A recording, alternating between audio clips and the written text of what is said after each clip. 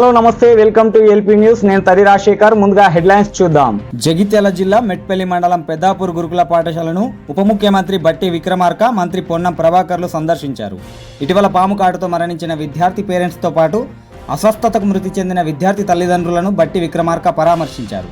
బాధిత కుటుంబాలకు వారి రెసిడెన్స్ పరిధిలో ప్రభుత్వ ఉద్యోగం కల్పించి ఆదుకుంటామని హామీ ఇచ్చారు. అనంతరం ఇతర విద్యార్థుల తల్లిదండ్రులతో మాట్లాడారు. పాఠశాలలో ఉన్న వసతులు, ఇతరత్ర మౌలిక సదుపాయాల గురించి విద్యార్థులను అడిగి తెలుసుకున్నారు. ఈ సందర్భంగా డిప్యూటీ సీఎం బట్టి విక్రమార్క మాట్లాడుతూ, ఇకపై ప్రతి గురుకుల రెసిడెన్షియల్ పాఠశాలలో anti snake venom, anti rabies టీకాలతో పాటు పారామెడికల్ సిబ్బందిని అందుబాటులో ఉంచుతామని స్పష్టం చేశారు. ఈ కార్యక్రమంలో ప్రభుత్వ వీప్లు ఆది శ్రీనివాస్, అడ్లూరి లక్ష్మణ్ కుమార్, జగిత్యాల ఎమ్మెల్యే సంజయ్ కుమార్, చుప్పదండి ఎమ్మెల్యే మేడిపల్లి సత్యం, కొరుట్ల ఎమ్మెల్యే డాక్టర్ సంజయ్, కొరుట్ల నియోజకవర్గ ఇన్ఛార్జ్ జువాడి నరసింగారావు, జిల్లా కలెక్టర్ సత్యప్రసాద్తో పాటు ఇతర అధికారులు, పాఠశాల సిబ్బంది తదితరులు పాల్గొన్నారు. ఈ పాఠశాలలో చదువుకుంటున్నటువంటి వాళ్ళు కొన్ని దురదృష్టకరమైన స్నేక్ బైట్ అని చెప్తా ఉన్నారు.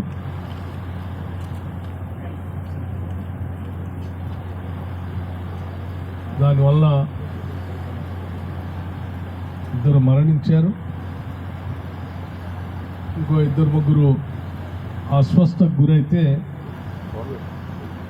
వారికి వెంటనే వైద్య సదుపాయం అందించడం వల్ల వారు కోలుకున్నారు.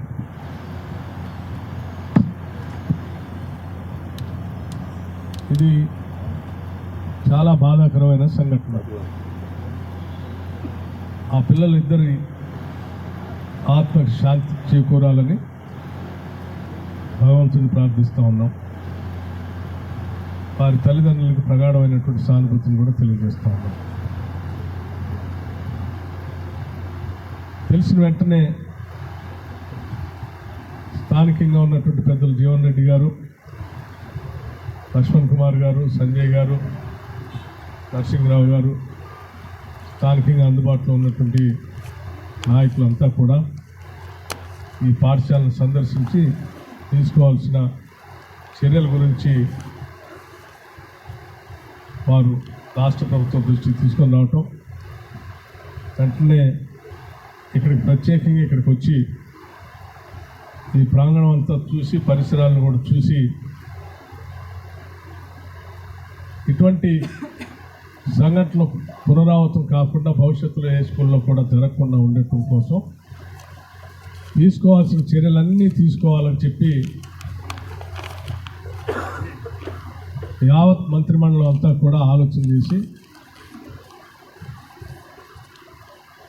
కావాల్సిన ఏర్పాట్ల కోసం నేను ఇక్కడ బయలుదేరి రావడం జరిగింది. రాష్ట్ర ప్రయోజనాల దృష్ట్యా పెట్టుబడుల కోసం అమెరికాలో ఉన్నటువంటి రాష్ట్ర ముఖ్యమంత్రి వర్యులు రేవంత్ రెడ్డి గారికి కూడా సంఘటన తెలిసిన వెంటనే నాతో వాళ్ళు మాట్లాడారు.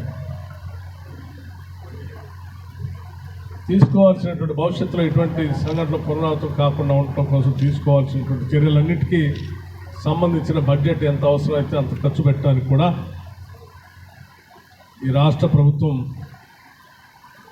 సిద్ధంగా ఉందని కూడా ఈ సందర్భంగా మీడియా మిత్రులందరికీ తెలియజేస్తూ ఉన్నాం. మంత్రిమండలి ఆలోచన కూడా పూర్తి స్థాయిలో ఇదే రకంగా ఉంది. చూసిన తర్వాత మేము ఇప్పటికే విద్య పైన, వైద్యం పైన ప్రత్యేక దృష్టి సారించి పెద్ద మొత్తంలో నిధులు కేటాయించి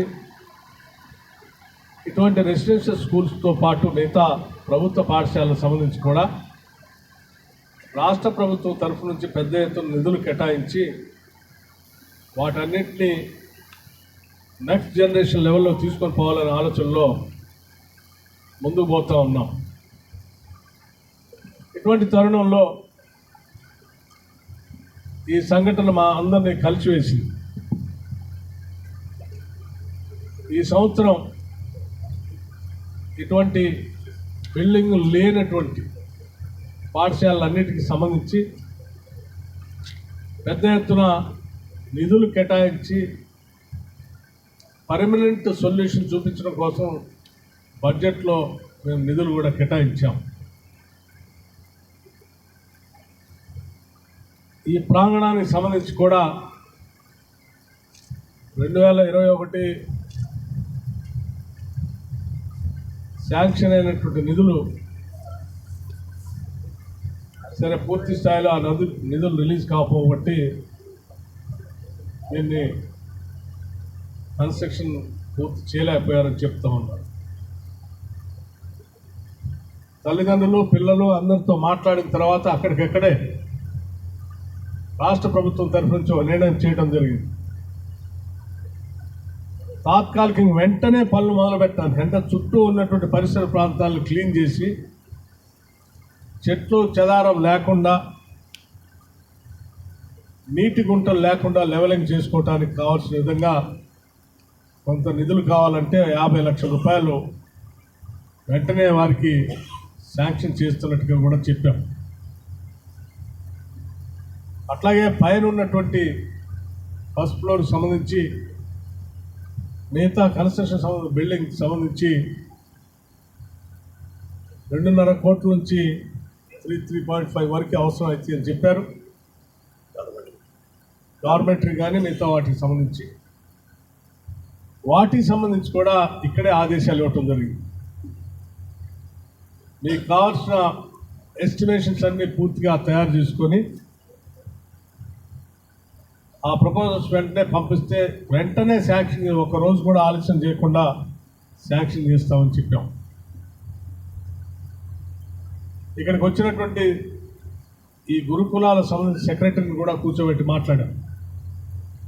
కేవలం ఈ స్కూలే కాదు, రాష్ట్ర వ్యాప్తంగా ఉన్నటువంటి గురుకులాల సంబంధించి అన్ని స్కూల్స్లో కూడా ఎటువంటి ఇబ్బంది లేకుండా ప్రాంగణాలన్నీ సరి చేసుకోవాలి, భూమి సదును చేసుకోవాలి, ఎక్కడైనా లో లెవెల్ ఉంటే ఫిల్లింగ్ చేసుకోవాలి, కాంపౌండ్ వాళ్ళు సరిగా లేకపోతే వాటిని ఏర్పాటు చేసుకోవాలి, కిటికీలు లేకపోయినా తలుపులు లేకపోయినా వెంటనే ఏర్పాటు చేసుకోవాలి, మంచాలు లేకపోతే కార్డ్స్ లేకపోతే పిల్లలు కింద పడుకోవటానికి వీల్లేదు. అందరికి కూడా కార్డ్స్ ఇమ్మీడియట్గా ఎక్కడెక్కడ లేవో మీరు ప్రపోజల్ తయారు చేసి వచ్చి శాంక్షన్ తీసుకొని వచ్చి వాళ్ళందరికీ కార్డ్స్ ఇవ్వమని కూడా చెప్పేశాం. నిధులకి ఏ ఇబ్బంది లేదని కూడా చాలా స్పష్టంగా, ఎస్టీలు ఉంటే ఇంకో 1 లక్ష కూడా కలిపి 6 లక్షల వరకు కూడా ఇవ్వటానికి ఆదేశాలు ఇవ్వటం జరిగింది. పాత్రికేయ మిత్రులందరికీ నేను ఒకటే విజ్ఞప్తి చేస్తూ ఉన్నాను, ఇటువంటి సంఘటనలు మనందరినీ బాధించేటువంటి సంఘటనలు, వీటికి శాశ్వత పరిష్కారం కోసం ఈ ప్రభుత్వం అడుగులు ముందుకేస్తున్న తరుణంలో మీరు కూడా తగినటువంటి సూచనలు చేసి ఈ చేసే కార్యక్రమానికి ప్రోత్సాహాన్ని ఇవ్వవలసిందిగా, తగు సూచనలు ఏమంటే అడ్డుకుండా చెప్పవలసిందిగా కూడా యావత్ రాష్ట్ర మీడియా మిత్రులందరినీ కూడా కోరుతా ఉన్నాను. ఈ సందర్భంగా చాలా కమిట్మెంట్తో స్పష్టంగా నేను చిన్న ఉదాహరణ చెప్పదలుచుకున్నా. అక్కడ లోపల మాట్లాడుతున్నప్పుడు కొద్దిమంది మిత్రులు అడిగారు నన్ను,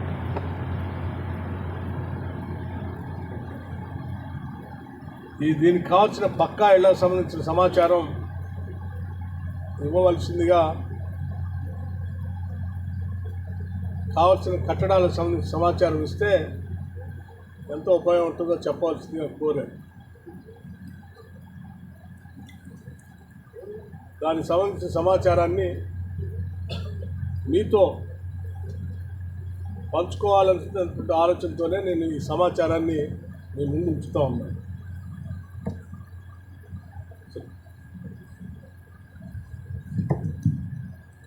మనం ప్రత్యేక రాష్ట్రం తెచ్చుకున్నదే ఈ సంపదని ఈ రాష్ట్ర ప్రజలందరికీ పంచటానికి, వారి భవిష్యత్తులో ఎదగటానికి ఉపయోగపడే విధంగా మన వనరులన్నింటినీ కూడా ఉపయోగించాలని ఆలోచనతో తెచ్చింది. దాంట్లో ప్రధానంగా పెద్ద ఎత్తున ఉపయోగపడేది విద్యకు సంబంధించినటువంటి అంశం. ఆ విద్యకు సంబంధించిన అంశంలో ఈరోజు గత 10 ఏళ్ల నుంచి 2014-15లో 197 కోట్ల రూపాయలని ఖర్చు పెట్టడం జరిగింది. 2015-16లో 211 కోట్లు ఖర్చు పెట్టడం జరిగింది. 2016-17లో 116 కోట్లు ఖర్చు పెట్టడం జరిగింది. 2017-18లో 79 కోట్లు మాత్రమే ఖర్చు పెట్టడం జరిగింది. 2018-19లో 70 కోట్లు ఖర్చు పెట్టి, సరే 2019-20కి వచ్చేవరకల్లా కొంత 131 కోట్లు ఖర్చు పెట్టారు. 2020-21కి వచ్చేవరకల్లా అది కేవలం 11 కోట్లకు మాత్రమే పరిమితం చేశారు. 2021-22లో కేవలం 9 కోట్లకు మాత్రమే పరిమితం అయిపోయారు. 2022-23కి వచ్చేవరకల్లా కేవలం 7,13 లక్షలకే పరిమితం అయిపోయారు. 2023-24లో కేవలం 3 కోట్లు మాత్రమే ఈ కన్స్ట్రక్షన్ యాక్టివిటీ ఖర్చు పెట్టారు. మొత్తం 10 ఏళ్లలో కేవలం 839 కోట్లు మాత్రమే ఖర్చు పెట్టారు. వీటన్నిటినీ ఈ రాష్ట్ర ప్రభుత్వం బడ్జెట్ ప్రిపేర్ చేసేటప్పుడే చూసి కూలంకషంగా మనం తెచ్చుకుందే మన మానవ వనరులు అభివృద్ధి చేసుకోవడానికి. మానవ వనరులు అభివృద్ధి అంటే విద్యాలయాల్లోంచి కదా వచ్చేది. అక్కడే సరే నిధులు లేకపోతే ఎట్లా అని చెప్పి రాష్ట్ర వ్యాప్తంగా ఉన్నటువంటి ఇటువంటి గురుకుల పాఠశాలకు సంబంధించిన ప్రాంగణాలన్నీ కన్స్ట్రక్షన్ కోసం ఈ సంవత్సరం ఒక్క సంవత్సరమే 5,000 కోట్ల రూపాయలు ఖర్చు పెట్టాలని నిర్ణయం చేశాం. కేవలం 3 కోట్ల రూపాయలు గత సంవత్సరం ఖర్చు పెడితే ఈ సంవత్సరం 5,000 కోట్ల రూపాయలు ఇటువంటి ప్రాంగణాలని రెసిడెన్షియల్ స్కూల్స్ కోసం ఖర్చు పెట్టాలని, వాటిల్లో అన్ని రకాలైనటువంటి ఫెసిలిటీస్తో నిర్మాణాలు జరగాలని, అదే తెలంగాణ రాష్ట్ర భవిష్యత్తుగా ఉండాలని చెప్పి ఈ ప్రభుత్వం సంకల్పంతో ముందుకు పోతాం. అందుకే నేను మీడియా మిత్రులకి, తల్లిదండ్రులందరికీ కూడా విజ్ఞప్తి చేస్తూ ఉన్నాను, మీరెవరూ ఆధారపడకండి. వచ్చింది మీ ప్రభుత్వం, ప్రజల ప్రభుత్వం. ఇది ఇప్పుడే మొదలైంది. దీని ప్రక్షాళనంతా ఖర్చు పెట్టి నిధులు వెచ్చించి అభివృద్ధి కార్యక్రమాలు పునాదులు వేసేటువంటి కార్యక్రమం కూడా ఇప్పుడే మొదలైంది. సరే, జరిగిన సంఘటన మీ బిడ్డలు మేము తీసుకొని రాలేము, కానీ భవిష్యత్తును మాత్రం, మిగతా పిల్లల భవిష్యత్తు కోసం మీ ఆశీస్సులతో ప్రతి ప్రాంగణాన్ని సాధ్యమైనంత మేరకు అద్భుతంగా తయారు చేయడానికి నిధులు వెచ్చించడమే కాకుండా ఆరోగ్యపరంగా ఉండాల్సిన చర్యల కోసం ప్రతి పాఠశాలలో పారామెడికల్ స్టాఫ్ను ఉంచుతాం. ప్రతి పాఠశాలలో స్నేక్ బైట్, డాగ్ బైట్కి సంబంధించిన మందులన్నింటినీ ఉంచేటట్టుగా ఆదేశాలు ఇవ్వటం జరిగింది. ఈ పాఠశాలలో ప్రతి పాఠశాలలో పిల్లలు పడుకోవటానికి కార్డ్స్, అంటే మంచాలు శాంక్షన్ చేయడానికి నిర్ణయం జరిగింది. దానిపైన పడుకోవటానికి కావాల్సిన బెడ్షీట్స్ ఇవ్వటానికి కూడా నిర్ణయం జరిగింది. ఇటువంటి అంశాలతో పాటు భోజనం చేస్తామంటే ఓ బాబు పక్కన కూర్చొని చెప్పాడు, సార్ భోజనం సరిగా ఉండట్లేదు, పలుసుగా ఉంటుంది, పప్పు చారు, కొంచెం బియ్యం కూడా సరిగా రావట్లేదు, సరిగా లేవు, ఎప్పటి నుంచో బాధపడుతున్నాం, మీరు వచ్చారు చెప్తా ఉన్నాను. అంతకుముందే మా పొన్నం ప్రభాకర్ గారు, జీవన్ రెడ్డి గారు లోపల మాట్లాడారు. పెరిగిన ధరలకు అనుగుణంగా డైట్ ఛార్జెస్